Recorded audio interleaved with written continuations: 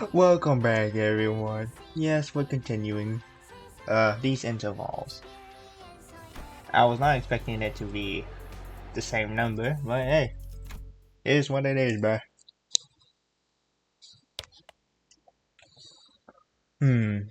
No. Wait, for this one, we should go about it like no, Heathcliff's been in the vanguard for too long. I should pull him back and let him Dante. Huh? Oh, sorry. Did you say something? I provided you an answer to your question, but you exhibited no observable response. I'm sorry, I just ate something, so I'm talking weirdly. Is the Sinner's combat performance deteriorating beyond manageable perimeters?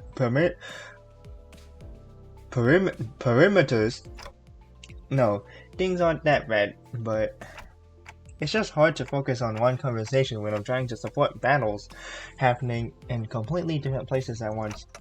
On top of that, Raja's shopping chatter is starting to get a little distracting. A few days after we entered Encor's district, the bus pulled over in the back streets of Encor to take care of a distortion case. This contract was supposed to be handled jointly with the LCD team, but distortions suddenly started cropping up all over an area of the back streets called Butter Street. Butter Street? What? Without any coherent pattern. No obvious point of origin or route of spread. Or route of spread. Nothing convenient like that, and had no choice but to split the sinners into several groups and send them out. Otis, Ishmael, Sinclair, Don Quixote, Hisang, and Mersault were on their way to rendezvous with the LCD team. Heathcliff, Gregor, and Hong Lu were suppressing distortions that had showed up from other directions. And with our onboard stock scraped down to the bottom, Raja and Roshu, who were done with their share of the suppression work, were put in charge of buying supplies for the bus. As for Foss, she decided to stay behind with me on the bus. I wanted to get through the constellation sessions I'd been putting off, and I thought I might as well get myself some much needed practice of handling the new golden ball power I'd acquired. To reiterate, there are no issues requiring special concern regarding Faust. It is true that Faust has, on several recent occasions, expressed dissatisfaction with a certain Faust. However, those instances should be classified as a mere personal grievance. I mean, that's good if that's all there is to it, but it's not the first time Faust had seemed unlike herself. There have been times before when she spent far longer alone than usual, lost in thought. Moments when she could not produce immediate answers to questions from the other sinners or me. Bro, why is my mouth producing saliva all of a sudden? Could it be you can't access the cell shot? I don't know how the fuck to say that, bro. May I ask your basis for the inference? Influence? Whatever. Cause you're acting a lot like you did back on the warp train. It appears there remain occasions on which you are still capable of surprising Faust, Dante. So, right? You really are cut out from the just celestial and what the? What should I call this? I'm calling it the.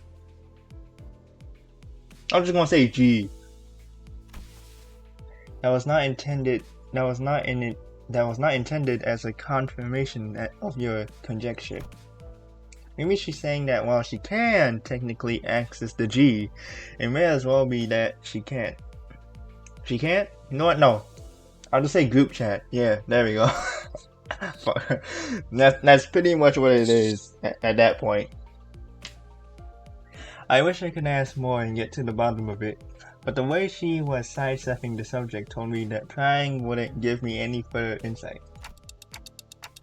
Right, I won't press you if you don't want to talk about it. Your reserve is appreciated. Shall we move on? Why you move over there? Yes, the constellation is the next agenda. After cross-referencing the records pertaining to the recent events in the House of Spiders, it would appear that memories concerning the individuals designated as Sawyer and Ren currently remain only with you, Dante. As such, should the influence of Yoshu and her sword lead to further omissions in the official records, the manager will be responsible for supplementing the necessary information. Yeah, not the first time I was the only one left with intact memories, huh? That's right. Despite K-Corp's memory wipe procedure, Catherine's erasure by the Golden Bell's power, and Ariyoshiki severing people from existence, I was the only one who remembered what had transpired. But ironically enough, the memories I had prior to swamping my head with this clock still showed no sign of returning.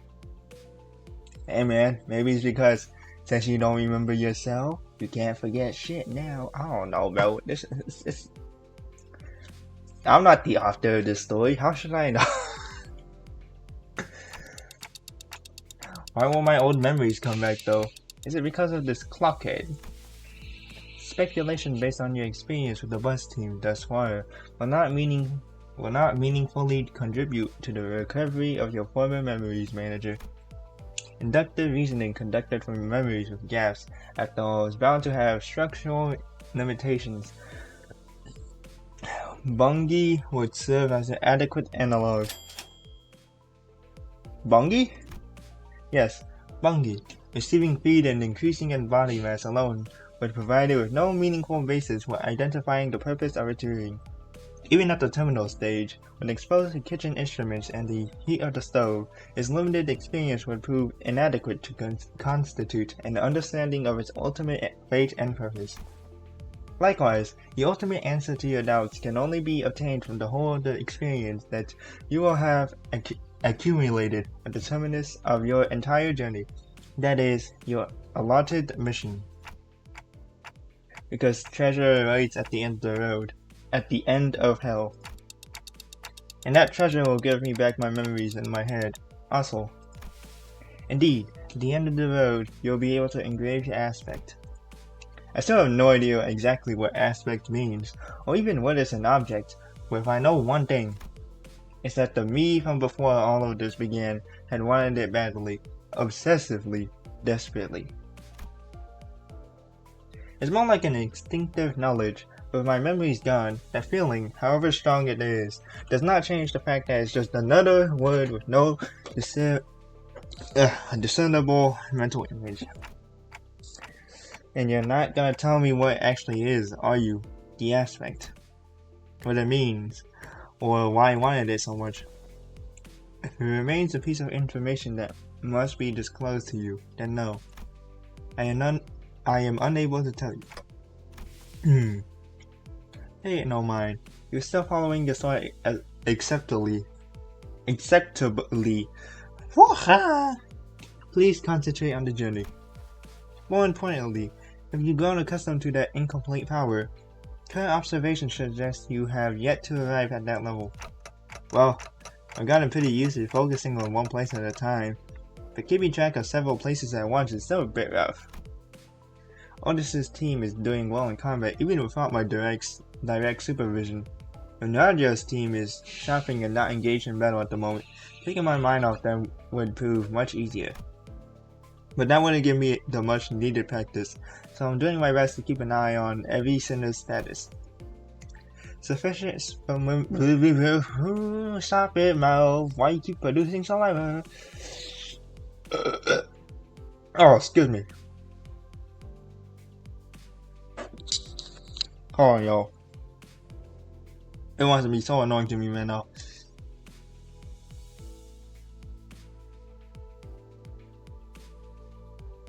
Okay. Sufficient familiarity should result in substantial tactical value. You will be able to cast a wider net when information gathering and employing previously unavailable tactical patterns. Right, and I also be able to tell when it's a bad time to call someone in, too. Even as I continue talking with Foss, I make sure not to stop observing the places where each group is and what they're doing. Yep, calling Heathcliff to the rear was the right call. I don't see any injuries. His team is still doing pretty well even without my directions. As for Roger, wait, did she just stuff all of the pastries and bread she brought into her pockets? How did she manage that with a huge baguette? Huh? In Otis's group? Let's see. Looks like they joined up with the LCD team without any issues. LCD. Then that guy over there must be... Hang on. Fast, it's a dude I've seen before, but seems a bit, different from what I remember. Could you specify the issue? I'm monitoring the situation right now. I should probably join up with them too. Let's end the constellation here. This is rather presumptuous, Dante. If the incident is of a serious nature, perhaps I request for support from the LCC. No, it's not an incident. Though I wouldn't say it's not serious.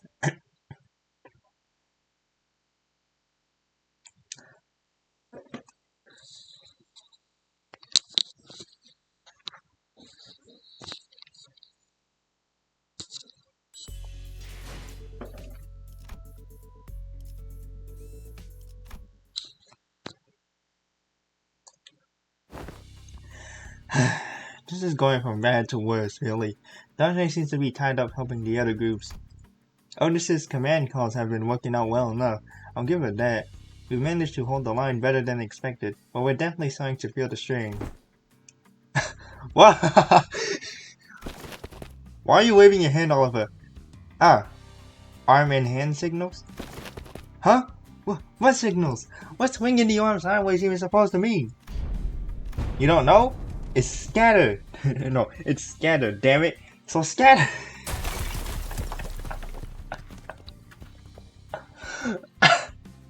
I mean, I wouldn't know it would mean that either. I'm not gonna lie. That was close. It almost got flattened. Damn it. Even rookies with nothing but the most rudimentary of military training would have recognized a hand signal that basic. Well, we're not all trained soldiers here, are we?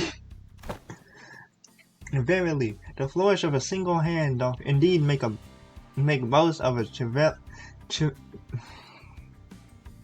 chivalric elegance. Yet when thou suddenly wavest thine arm about, clenching and unclenching thy hand in that mystical fashion, only to suddenly turn tail, forsooth, I am left bereft of understanding what thou meanest to say. To think that all of the personnel in the team, only the Suavi has the discipline to interpret a basic field signal. Only picked it up during my selling days, and realistically speaking, did you really expect ordinary people like the others to understand professional military signals? This is unacceptable. After all the operations all you have been deployed under my lead, you're all still ignorant when it comes to non-verbal signals. I don't think even Dante would know those signals. Yep, might as well be splitting hairs, literally. Let us appease our agitated hearts and follow Miss Otis's instruction. We should disperse and withdraw. Megaton landing! Hey, pretty cool, huh? Let's face it, I know how to make one heck of an entrance. Whoa, aren't you supposed to be cleaning up the distortions upstairs? Oh, finito a million years ago. You guys were taking forever, so I figured I'd take a peek and lend a hand. You're welcome. Split by your dundering descent, the floor's form and shape are now crushed beyond mending, sunken deep enough to be likened to the incipients of a wellspring. Don't you worry your head about it. It's all Aptus teams to take care of. Anyway, that should be all of it, right? The force of your landing neutralized the last of the distortions outside of the building. Great! Can you check on the distorted peep's face and clothes? The faces, segmented. Makes my skin crawl. Not a pleasant sight. As for their attire, this one appears to be a sweeper, and that one yonder bears the attire of an ordinary fixer. In this distortion I landed on, probably a local resident, judging by the clothes. Did any of you happen to see anything nearby bursting with a big pop and flash? Nay, not once. Okie dokie, you know what? Then let's all head upstairs. This suppression request is kind of a pain.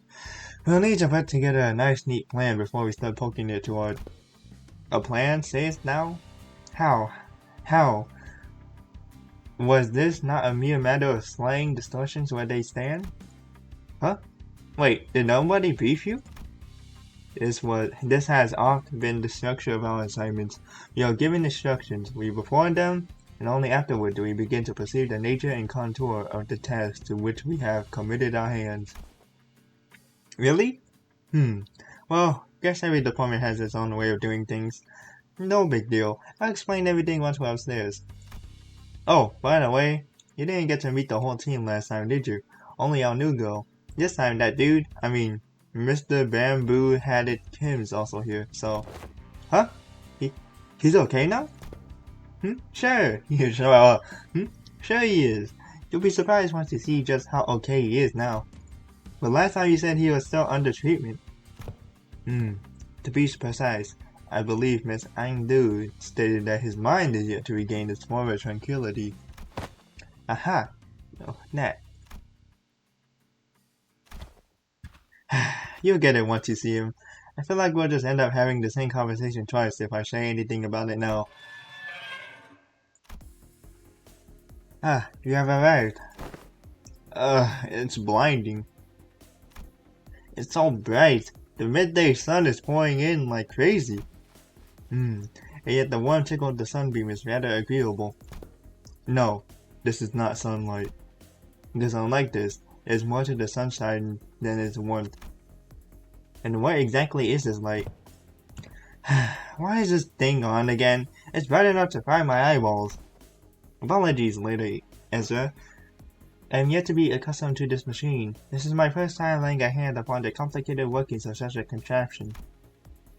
It activated on its own accord, and I have yet to discover the method by which it may be silenced. That's why I told you to leave it alone. Fiddling with things you don't understand usually ends with something, or you, broken. Nothing good comes of it, I tell you. But Mentor, Lady Moses had instructed me that in every moment and event, clues are hidden under the veil of one's surroundings and must be examined with care. Yes, and that only works if you're savvy about the neck. Hang on, did you just say mentor? I have not yet been informed. What? I have not been afforded a proper opportunity to introduce him to you. Is my brain frying right now? This here is the esteemed leader of the Blade lineage, who is all but a master under whom I have apprenticed. Do you really have to dress it up like that? I told you I only took on the role because there wasn't anyone else around to take the job. Switch. What's the switch? Aha! Gotcha.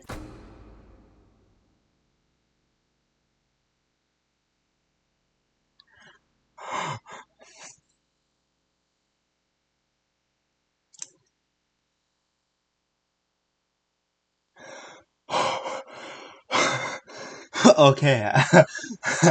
Ooh. Okay. Goodness. Known as Bamboo-Hatted Kim. Yes, that's me. Guess I should say pleased to meet you, folks.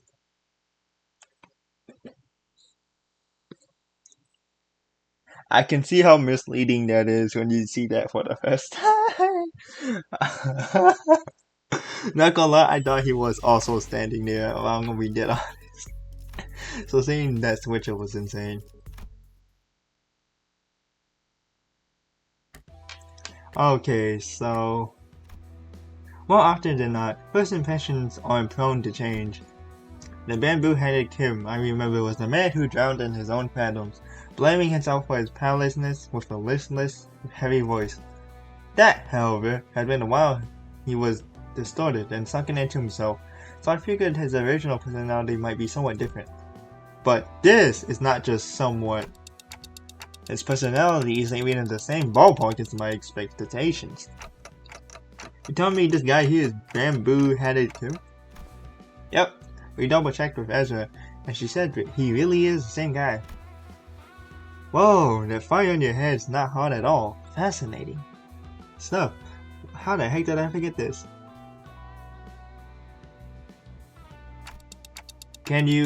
Okay, can we check again? Just in case. I really can't wrap my head around the fact that this is the sullen, serious man whom we fought. Just look at what he's doing. He's rubbing my face all over like he's shaking out some kind of mantelpiece ornament. Lots of ticking and talking going on. That's supposed to sound like them talking to you folks, huh?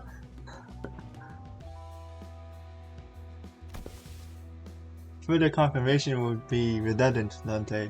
This individual is conclusively identical to the one designated as bamboo-headed Kim. I'm sorry, this is... I've got no idea what you folks are so suspicious about.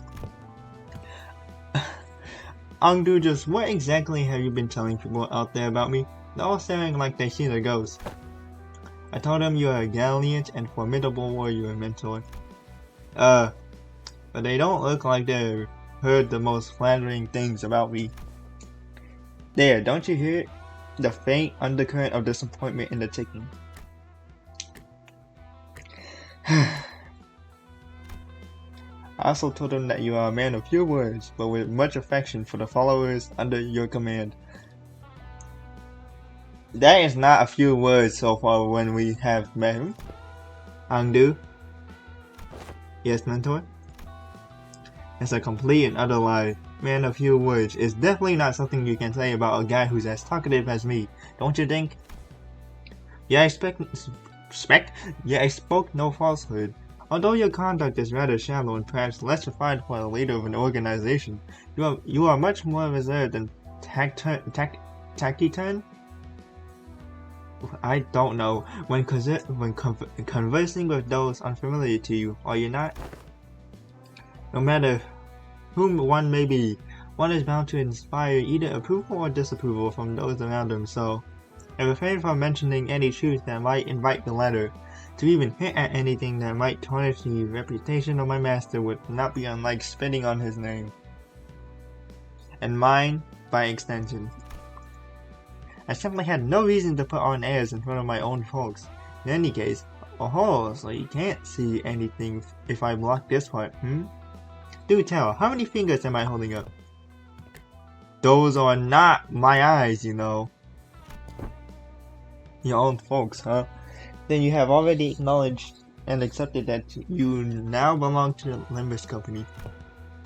Wait, I gotta really get into this mode again. Why didst thou not pay a visit to the LCE? Verily, when one's mind is plagued by the absence of tranquility, venturing forth into the open air and touchable field of glass cleareth the storm of the heart. And that's how the company is expected to act in the company's interest. Yet for whatever reason, I didn't see you fighting on the field of battle during Operation Spider Prey. You will have to account for your absence in the mission. Otis addressed Kim as though she were conducting a formal investigation. Every word flat and hard. It was obvious she was not about to let her guard down anytime soon. What mission? Oh, that one. Kim finally seemed inclined to assume a more serious disposition. She stopped peering into my face and turned toward Otis, although his hand was still on my head. I like how John Chang just randomly fades into view while I read that. Alright, clearly there's some disconnect in expectations here. Listen here, you.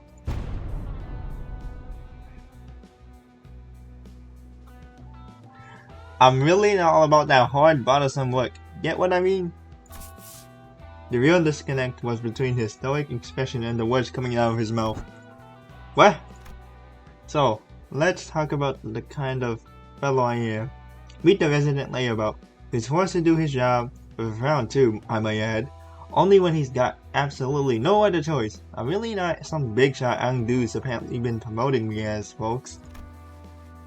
And I'd very much like to stop getting roped into stuff that keeps putting my life on the line. Fine, then why did you join the LCD in the first place if you'd rather be unemployed? No, never mind. They probably forced you to stay. Catch on quick. First they spout this nonsense about distortions and all, and then Force hired me, calling me a company-owned resource or whatever.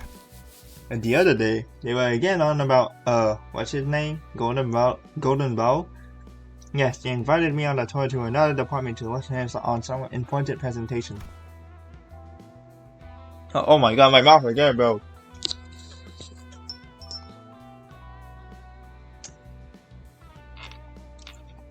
And I accepted. I thought it would be a fine opportunity to broaden my perspective. Angdu, dear, there are times when your commitment to duty shines brighter than the sun. I find that attitude so dazzling that I have to squint when I'm looking at you. Who knows, maybe that's why I'm wearing this bamboo hat, to shade my eyes from your utter brilliance.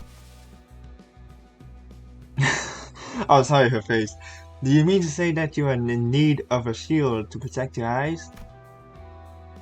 Lady Ezra, while I submit a request for a pair of sunglasses for my mentor. I just nodded that. Only if it's not too much of an imposition on the budget, that is. That right there. That's what I keep telling y'all not to do. You can't just say yes to every silly thing he says and turn it into a supply request. Small expenses add up a lot, you know. You gotta save up everything you can in the piggy bank while you still can, or you end up broke. Is there truly no room for reconsideration?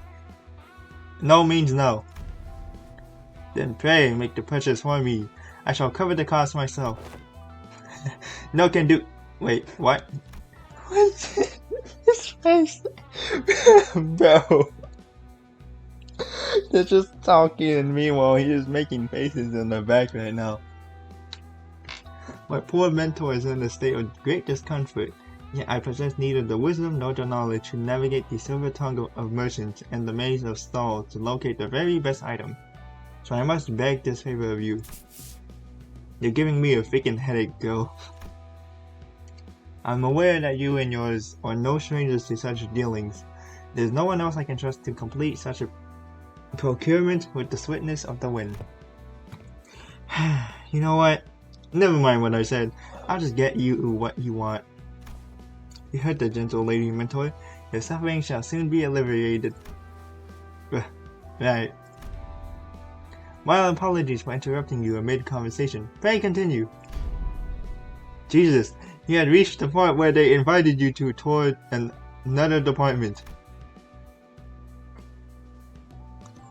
So, we need someone to control it. No sooner Angdu's words left her lips, and her eyes glinted with something I couldn't really put my finger on, but it was a strange intensity that sent a chill down my spine. Yeah. So that day, I was just gonna relax here and watch some TV. Well, good on you for showing up to work today, I guess. They say there's a debt to be paid. At least you understand that we are indeed indebted to the company. Yeah, I suppose I do. Kim's gaze lingered on Angdu's prosthetic arms as he answered. Oh, Miss Angdu, your arms. Only after following Kim's gaze, did Sinclair seem to notice Angdu's brand new prosthetic arms. The last time we saw her, Angdu had lost both her arms, and I remember Ezra asking her to sit tight and choose what type of prosthesis she wanted. Those arms are probably it. It's not just the arms, even her clothes are different now, and that sword. Had these arms fitted anew as soon as the operation was concluded. The gracious host and one of the LCD's teams had prepared them in advance. Why?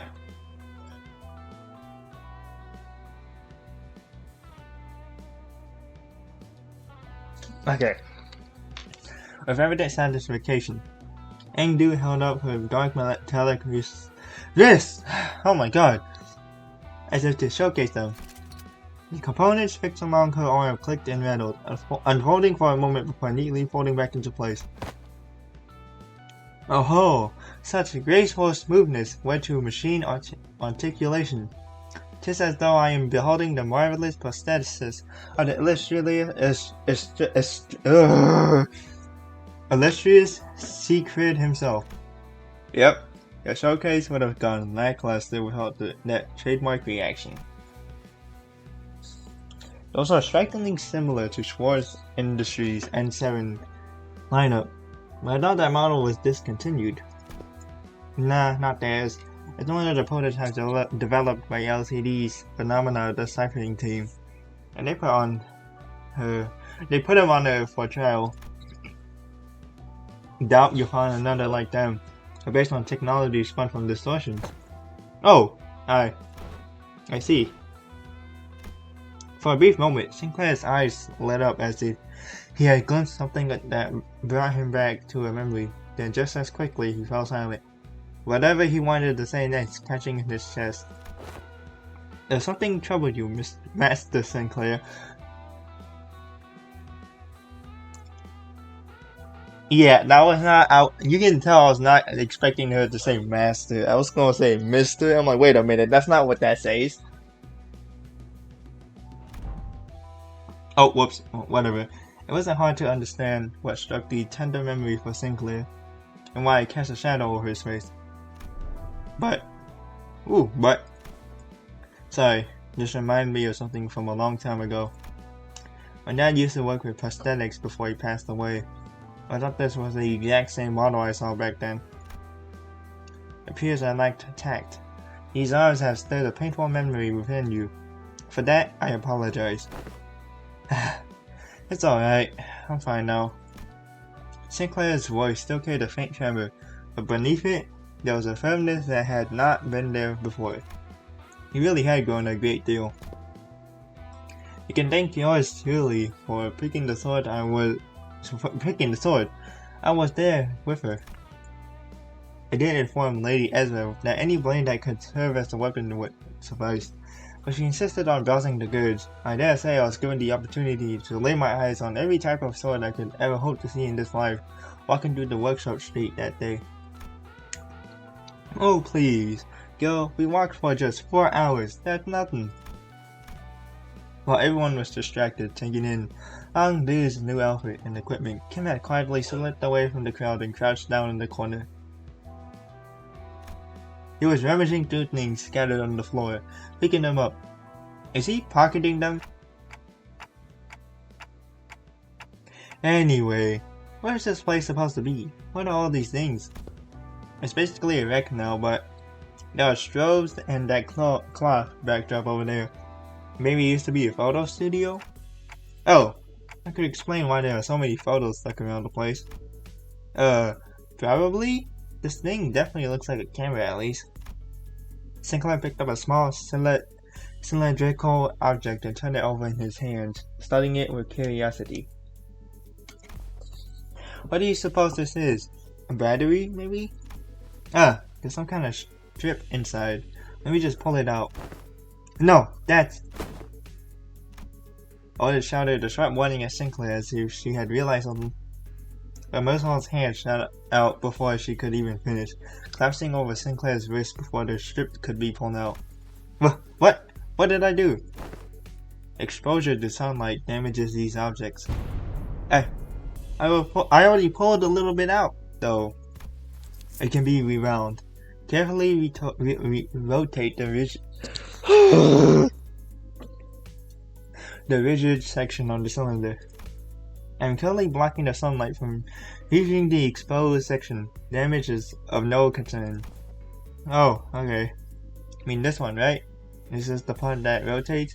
Yep, I went back in. With a quiet nod, Mersal took the object from Sinclair's hand. It seems to be a film roll. There's something written on the outside. Experiment number 4? It appears to be a compact roll for a film camera. It seemed to have handled one before. Yes. Massault's answer came without any further explanation. The way he adjusted the camera on the table certainly didn't look like that of a first-timer. I watched the sheet of a report containing photographs taken on film cameras during the war. Hold on.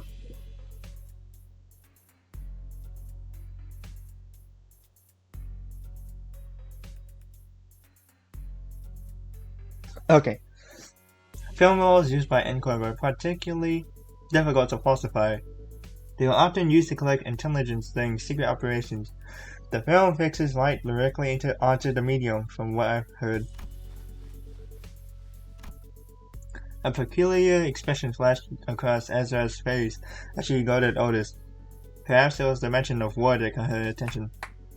Anyway, we managed to regroup in one piece. Let's come up with a plan to deal with these distortions, guys. Where should we begin? Then, in the next breath, she returned to her usual bubbly self and steered the conversation away from the subject. Both Ezra and I, we're both still trying to be free of the misconception we inflicted on ourselves. For all her unfailingly perky disposition. Oh my god, what is going on with my head? Ezra, too, may be carrying traumatic memories every bit as devastating as Gregor's. Does there yet remain deserving illumination? Huh? Yeah, wait. You're right. Haven't we cleaned up the distortion already? I couldn't feel any more traces of distortions nearby, and then it seemed like any of the other Sinners teams elsewhere were actively engaged in battle at the moment either. Dante is asking whether distortion suppression has not in fact already been concluded. Oh, not yet. These people who fought just now, they only got caught up in the distortion. They didn't actually distort themselves. We haven't even gotten closer to this distortion's inflection point yet. Inflection point? Anywho, finding an inflection point without the team leader around is gonna take some time. Maybe it won't be too bad with your help. Esther swept her eyes around the room with a look of frustration, as though she had just been handed a puzzle box with half the pieces missing. By inflection point, are you referring to the point on the graph in which the directionality of its curvature changes? Calling to the mind the present context. It may less be a mathematical term and more a specialized polyseme, referring to the point at which distortion occurs, the motive, intent, or indeed the point in which inflection of the mind occurs. Yep, that's about right. That's the kind of inflection point I was talking about. So in our department, we use that term to mean the source of a distortion, the inflector or cause behind it, stuff like that. You know, distortion's hard to treat if you don't know the core cause. Treat the symptoms you see on the surface all you like, but if you never find the root cause, the distortion's never gonna get solved. Oh my god. Why is my mouth producing so much saliva, dude?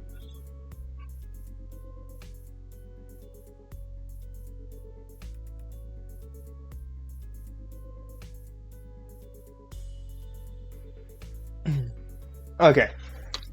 No, I guess you guys would have never really had to look for that kind of stuff, huh? Your boss clock opens the doorway into the Phantoms or whatever, right? You mean Dungeon of the Phantoms? Yep, that's the one. From where we're standing, distortions are really high maintenance, time consuming headaches. It's one thing to somehow manage to locate the inflection point, but carrying it is another thing. But you guys can just march straight into someone's heart and knock the snot out of everything in there, and then ta-da! Patient are ready for discharge. That's how it works, right? Not gonna lie, I was so jealous when I heard about it.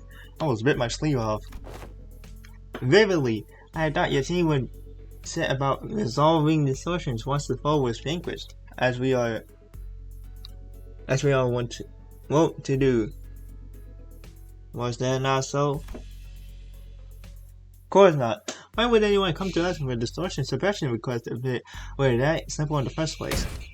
But yeah, most of the time, peeps try brute force approaches to it first, and when things go south, they send requests to the company or to our detective's office. That means the client this time must have been bingo. Apparently, the resident of Butter Street had all chipped into commission. Oh my god. I don't understand what's going on with me today.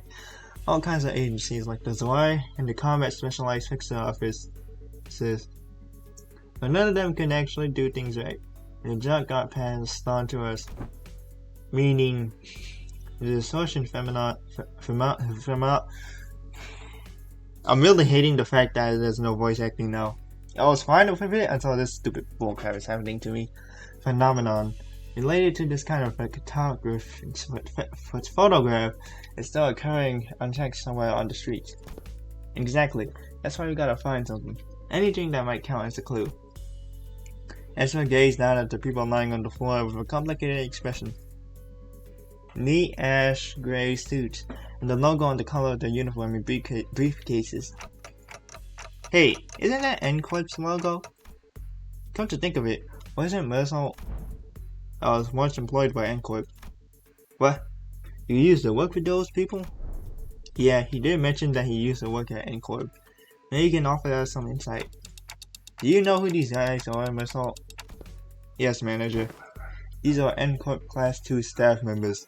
Given the camera briefcases and their possession, they are likely members of the Pin Fame team of service. That's close.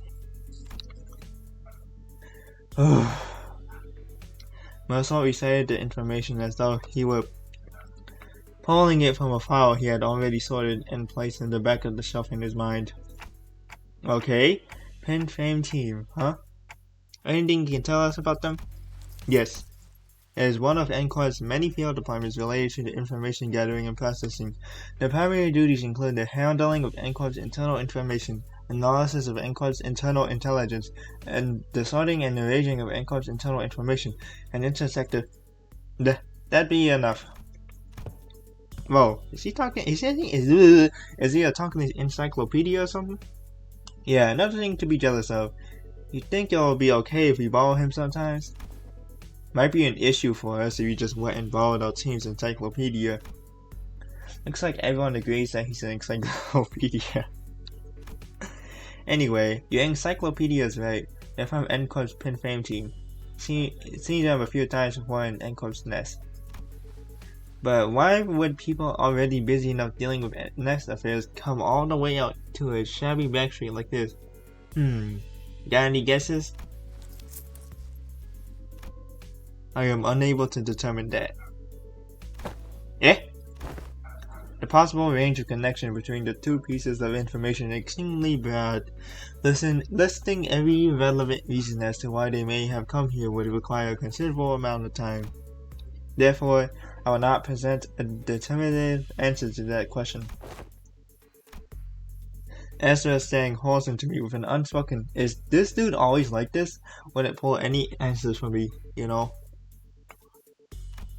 Because aside from combat situations, I still got no way to figure out what's going on in this head. Okay then. Russell, maybe this will be easier to answer. From an objective point of view.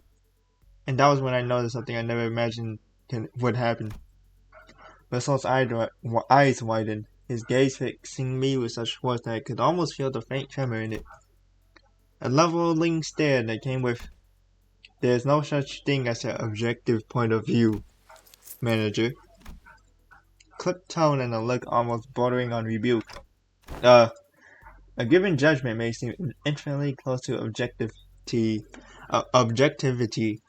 but ultimately, all things are subjective without exception. I fell silent for a moment, lost in thought. Part of it was because Mercer's reaction had caught me off guard. I also wondered whether this response might be connected to why he would always refuse to make judgments for himself. And if this was something to do with his turn, which I know is just around the corner. Got it. Then tell me 3 subjective reasons you think are most likely for why these people had to come all the way into the back streets. Hold on. I just pulled something out of my... Oh yeah. Where did this come from? It's right here. No, that's not it. Right. Oh yeah, that's not good. But whatever. I already pulled it. I need to understand who he actually is as much as I can, because I'll never know when I'll get another chance to really get to know him if I brush this off with a simple, "Oh, I see. My bad," as usual. Yes, manager. I presume oh my god! I would presume that their mission was one or all of the following. Retrieval of a video recording or recordings in violation of NCOR's taboo prompts elimination of the violator. Contact with an informant in the drag street collaborating with NCOR's nest, or identification and arrest of a wanted individual and individuals designated by the nest. Taboo? You mean these people could be taboo hunters? Nah, no way. They don't send out taboo hunters for every single violation, you know. Like, wings usually leave minor taboo violations to be handled by subcontracted fixer officers or employees of the department in charge. I say these guys were here on NCOR's staff. Miss Angdu, what are you looking for in their pockets? I am looking through their belongings for enlightening clues that be hidden in the sleeve or the fold of the garments. Lady Moses has been gifted with the art of discerning the truth from what lies before her by a single glance, and my eyes are foreign to such a feat. Let me take a look too. It's an employee card and... Okay, this one's a wallet, so let's put that back. We don't want to be robbers. Aha, this might be it. It's an order missive. Ezra pulled a sheet of paper out from an NCORP status coat and read its contents out loud. With details. Elimination of the individual Category 3 taboo violation. Address, Butter Street. This is the place. Which means all of this might have been pointing to something. Whoever used to work here in the studio and the distortion phenomena might be connected. Yeah, now that you mention it, and the whole pop and change thing happened, and then it kind of feel like a camera flash. Alright, let's start by combing through this place. Let me know if you find anything suspicious. Oh, at long last, had the hour arrived for my debut as a detective. Forsooth! What is she doing? Don Quixote must have been missed for not getting to play detective back in T-Corp. No idea where she'd been keeping them, but she immediately pulled out the detective traps that had been given to Roger, Roshu, and Hung Lu back then.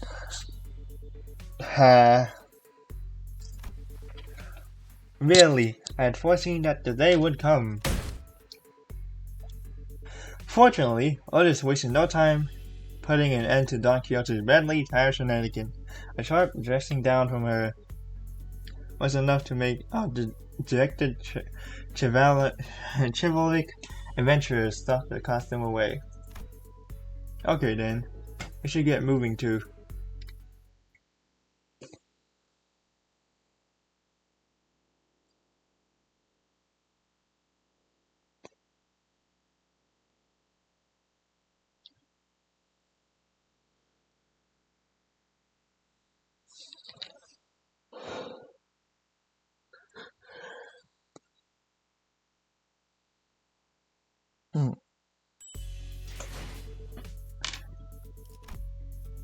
Holy crap, dude.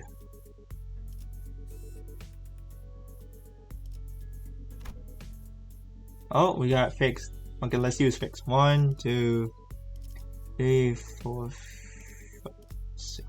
Oh, this is a interesting team, if I'm gonna be honest. Freak it, we might as well keep you there. 아시아도 기대되시나요? 혹시 이럴 것 같아서 되게 부름이라면 걸맞는 곳 있다. 부름이라면 기쁘게 It is a very interesting team, but I'll deal with it. 볼 것도 없이 처형이군. It's been a long while rifling through the photo studio from the LCD team, but no one found any decisive evidence. There sure are a lot of photos around, but almost all of them are just pictures of buildings. Nothing much to tell from that. Aside from the canister containing the film roll, Sinclair picked up. There are no remaining items here that can count as a proper clue, Executive Manager.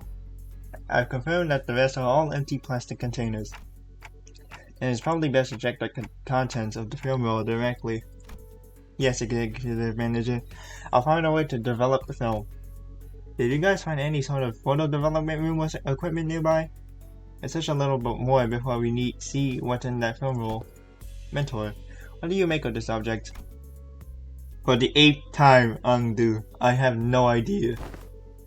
If I had wits bright enough to understand all that lies before me with a single glance like that team leader, I would pass the royal examinations long ago and secured myself a lucrative position as a court official. But Mentor, hadn't you already passed the royal? Once swung, a sword does not chases like Ungdu, so it is with life.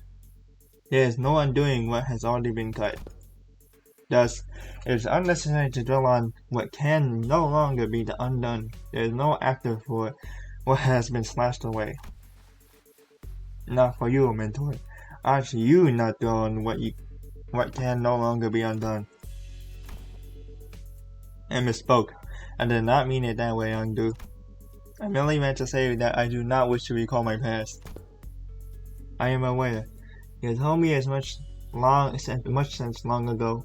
Whenever you were placed in a position to retrace the past. Mostly at the eateries where you filled with your belly on unpaid tabs, and each time you brought down the stone wall before our mission by your own erring hand.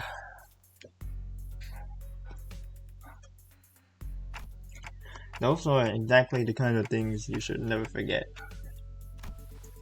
Heck, ow. My belly. I feel a stabbing pain in my belly.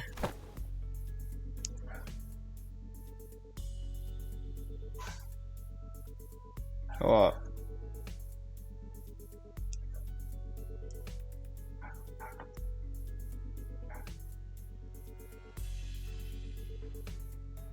Okay. This spot. Oh, the very wound once you gave me afflicts me yet. The one from when you thought you were only poking me with a scabbard, yet by some cruel turn, it was your sword that ran me through. Mentor, he said it was completely healed and that I need not concern myself with it. Those very same words have been repeated at least 80 times. My stomach aches every now and then, chiefly when I hear your sharp, cutting words that I really don't want to hear. Ah, is that so? Ungdu suddenly pulled out a sheet of paper and began fiercely writing something down. What's this? I written down the words that I just said. If hearing my sharp, cutting words afflicts you so, perhaps reading them instead would cause no suffering.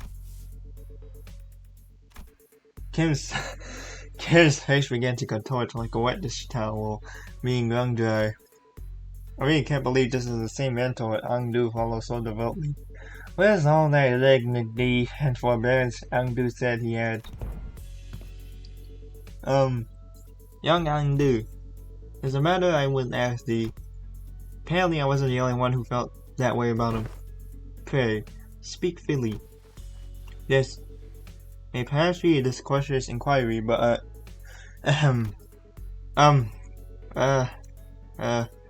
I too, when speaking to others of those who are myself, often ornament my words with a laudation of acceptable degree, and yet, I understand your concern, Lady Don Quixote. I suppose this is your first time seeing Mentor with his shoulders so unbraced and his bearing so loose. In truth, when I first beheld him, I also wondered whether such a man could truly be a leader worth placing my faith in. However, upon my honor, I assure you that I have never once uttered a falsehood when I spoke of him to you. My respect toward the blades of my own, and also like my determination to safeguard what must be protected, even should my arms be torn apart. All of these are, undoubtedly, the teachings that my mentor has imparted unto me. Truly? Why, if fortune should grant the opportunity, you may witness Mentor's true self yourself someday. That is to say, if we let ourselves be carried by the currents of the river to arrive at such a chance. Ungdu gave her pathetic arm a casual sweep, smiling sincerely as though she truly believed every word she said. Then leaning close to Don Quixote, she whispered, Besides, as I speak with this feign stern ignorance. There will be no end to his digging in his heels. I would ask for your trust, for all is aimed at his benefit. Forsooth, though too has been burdened with the trials of serving your superior. So that's what it was. I get it now. God dang! Just as I witnessed the budding of this peculiar bond of commiseration and camaraderie,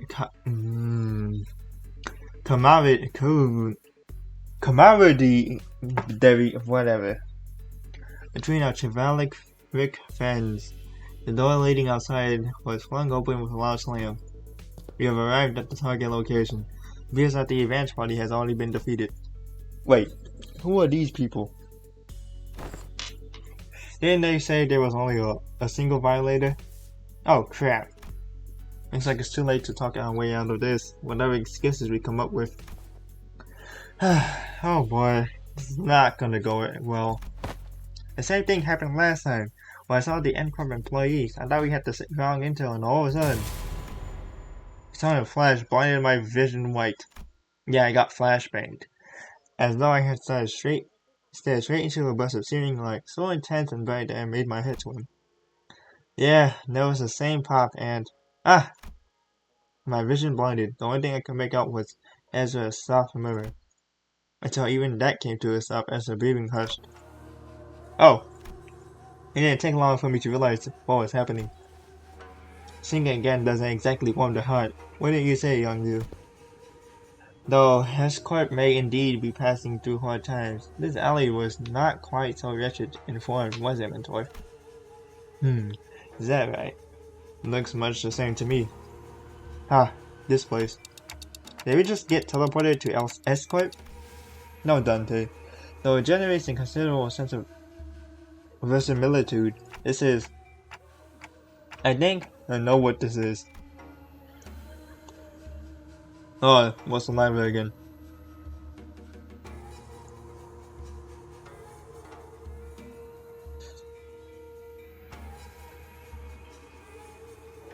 Okay. This is a peasant. I haven't been able to detect it until just now. But somehow, it was now surrounding us, saturating every corner of the space where we stood. The dreary stone walls, trees bent and coiled in grotesque forms. The sheen of the light and even the air we breathe, all of them point toward a single phenomenon. This is the death of the phantoms. Phantoms made entirely out of distortion. They are completely different distortions where the N-Corp employees were just a moment ago executive manager. This is exactly it. This is what I was trying to explain. When Ezra pointed, the people in smart knee suits had vanished, and in their place, figures clad in blood-stained double robes were approaching us with dragging, uneasy steps. Right, let's fight first and talk later. Ready, Angdu? My blade is poised to strike Lady Ezra. And wait, where's the bamboo-headed dude? I'm afraid he has already taken his leave. He said he had no desire to cross blades with the Chunokons of S-Corp twice. Come on, man. Not again. He's a repeat offender, that's what's certain. Executive manager? Wherever Kim's gone off to, this definitely isn't the time to be asking trivial questions. Right. Let's do what Ezra says and get ready for battle. On your orders, Executive Manager. Men, prepare for battle!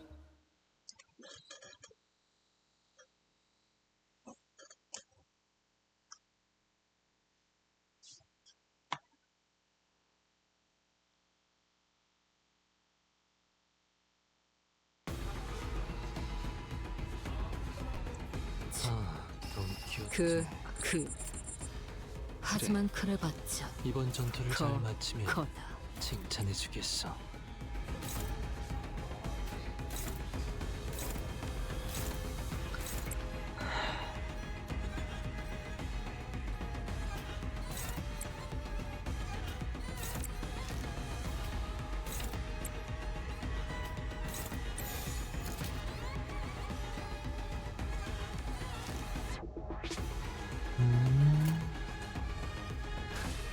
그대는 어디까지 각오했을지 하나.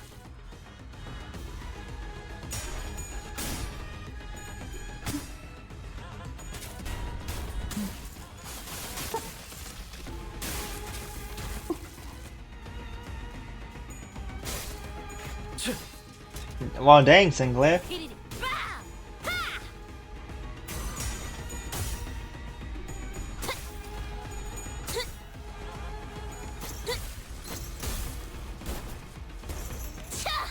모두께서도 저런 미용을 보이시며 배워야 할 것을 배울 때가 있었지요. 쳐다보기에는 우리는 멋있는 과거는 건 과거일 알아가지고. 뿐이지.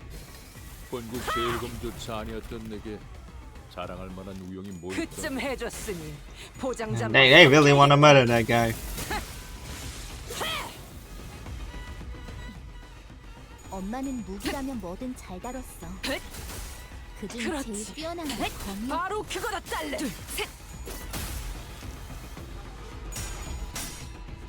Oh! You're on bad luck, bro. 결정.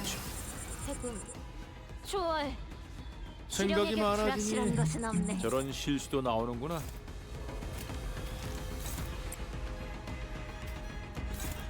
Well, first off, we need you to get your SP back. You're counter-attacking and you're counter-attacking. So we can focus on attacks on other people. For example, you.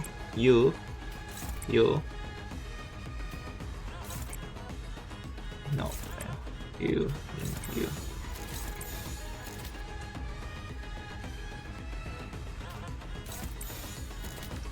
재밌겠는데?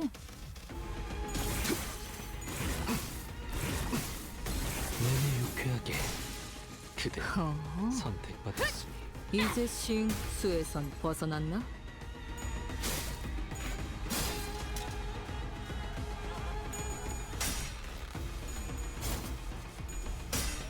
Okay, that was some terrible luck, bro. 쳐다보기에는 그럼 끝이다. 우리는 멋있는 건 알아가지고.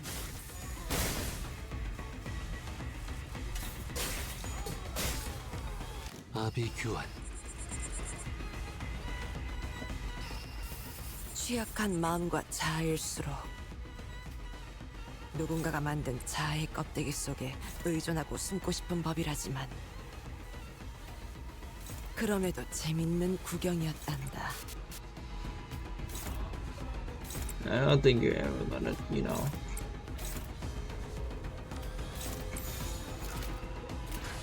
양반이 떠올랐어. 대전.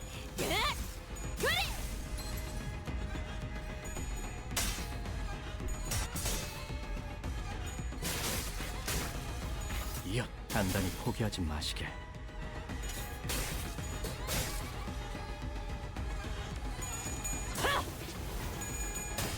쳐다보기에는 우리는 멋있는 건 알아가지고. 준비한 기믹은 이게 다인가? Oh, hey, bro. 지금 완전 삼촌들이랑 공호대 같았어. Jimmy John, no chance to attack. 훌륭하구나. 선택받았으니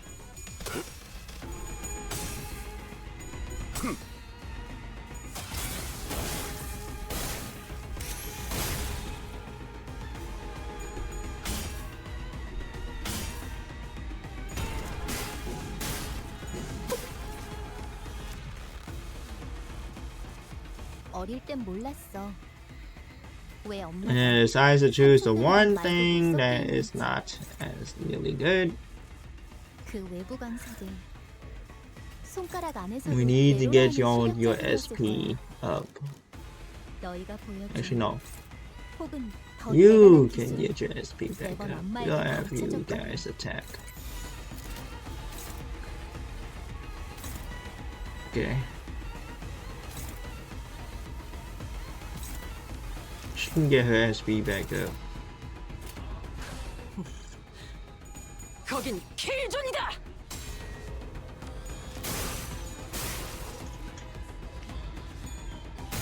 쳐다보기에는 우리만 멋있는 건 알아가지고.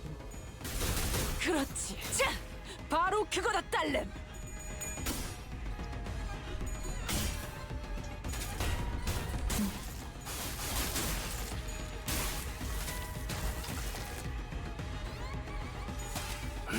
그렇게 서 있으면 목이 떨어질 수밖에.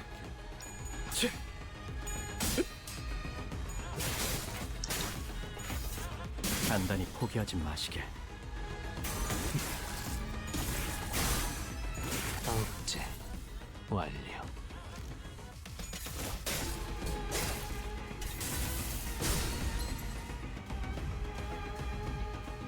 분량 5배! 미래를 과거와 같이 혹시 아냐? 나도 앵두 너처럼 새검 하나 생기면 필요하십니까? Okay, bro, calm down. We are not having you use that attack 제일 yet. 좋은 검으로 하나 장만해 드리면 됩니까? 앵두야. 네가 하면 농이 아니라 진담 같으니 부디 그러지 말았으면 좋겠구나. 검은 지금 것으로 충분하다. 거긴 킬존이다.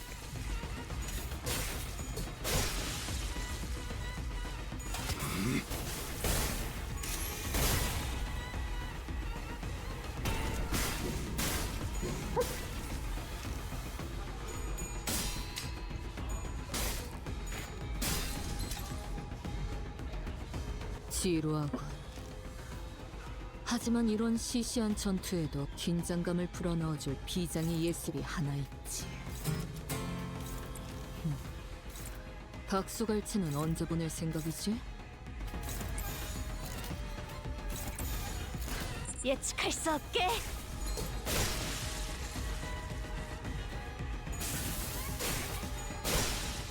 Oh, okay. 지금처럼 엄마와 함께 이곳저곳을 다니며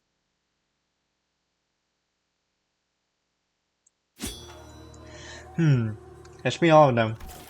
Surveying the area with measured alert, Angdu cast the blood from a sword for a few sharp flicks before sliding it back into his sheath. Huh, they're not changing back. Doesn't look like beating up the distorted ones will fetch them immediately this time around. Perhaps a fortune turn of events. In a way. Let us search for clues while time allows us. Right. You take that side, Angdu. I'll search here. Ezra and Angdu moved about as though they were used to this kind of situation. Without even taking a moment to catch their breath after the battle, they began searching the space. Pity! Don Quixote was the first one to voice her doubt in the surreal, unfamiliar situation we found ourselves in. We battled distortions upon our rival Heater.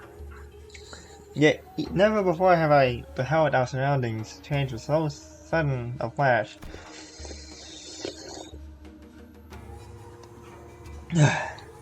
Fatigue. I cannot make sense of this situation. Couldst thou render a detailed account of this distortion phenomenon? Apologies. It appears I overlooked the briefing due to the urgency of this predicament. This is, according to the definition presented by Lady Moses, a location-type distortion. It's basically when the whole space distorts. It says places and buildings can't move on their own. The distortion gets fixed in a certain space. As for this one, looks like the distortion's already progressed pretty far along. Middle stage probably. They don't usually get this big, but this one here is covering almost an entire street. Then those people. They entered the space and got caught up in it. And our job right now is to get to the bottom of the phenomenon. What exactly gets people caught up? And what happens to them once they're in?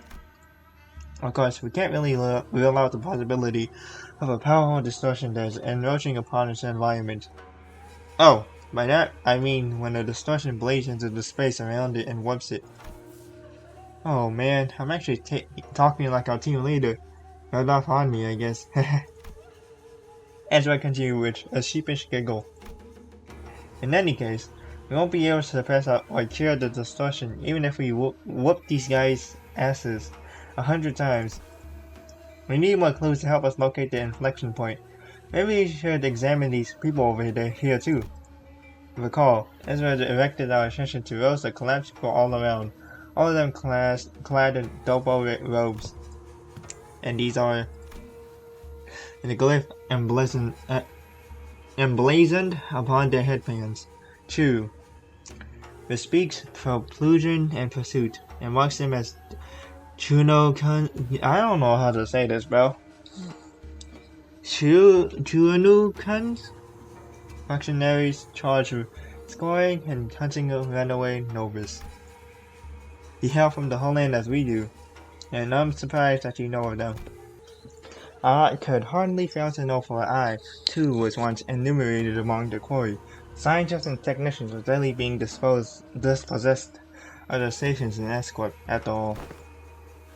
So it was no idle tale. Scientists who plied their craft without fastening escort's coffers. Coffers are seized forthwith and made novice of the corporation. Indeed, I count myself fortunate to have absconded with my friends before the band of Nobi. Nobody, whatever, could be impressed upon us otherwise. No, the wretched appellation conferred upon the people for the convenience of those in power, a vile practice and the excuse of their power mongering, nothing more. The so-called taboo hunters of S-Corp operate by such the same anatomy. Does the breaching of taboo summon the hunter, or does the hunter first seize his prey, to thereafter frame the captured with invented transgression? The powerful soul desired to chase a man down, to take possession of his very being and keep him caged, that they need only decree that he should bear them a lot of Anobi. Such is what S-Corp has become today.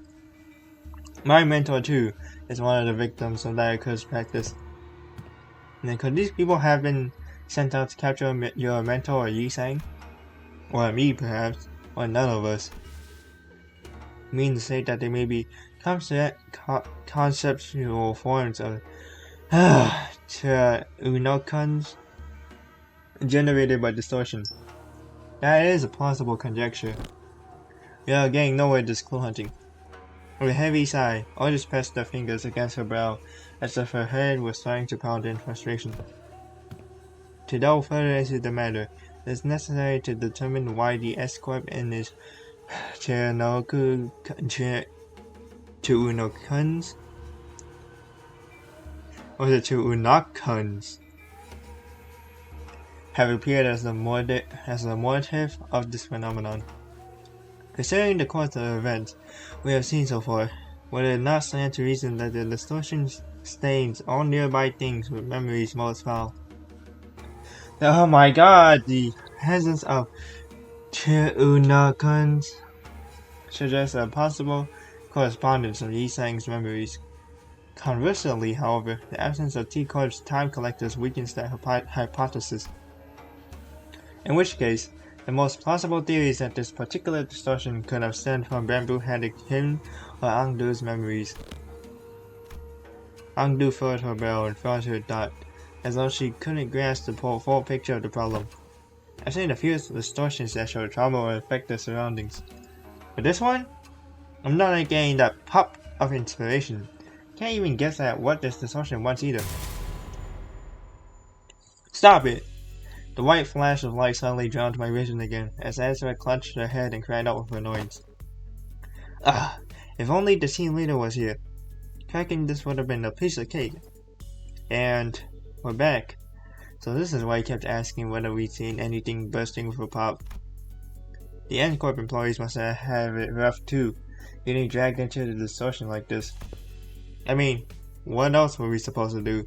It was self-defense. They were about to attack us. I suppose finding the root cause and taking care of it would be the fastest way forward. Let's just do what we can do for now. Okay, first, we need to develop the film we found here. We'll head to the nearest dark room man. Nah, actually, let's first drag that slippery hat-wearing cult back here and get him talking about the Unokans. That's probably our best bet. Every time we take a job, the slacker just slips off without telling anyone. It's one part of me watched Ezra stamp her feet in frustration. I was also carefully following Heathcliff's team through the other part of my vision. Oh, I think I can help with that. Have you located him? Huh? What? Boss Clock found something? Yep, I found where Bamboo handed Kim is right now.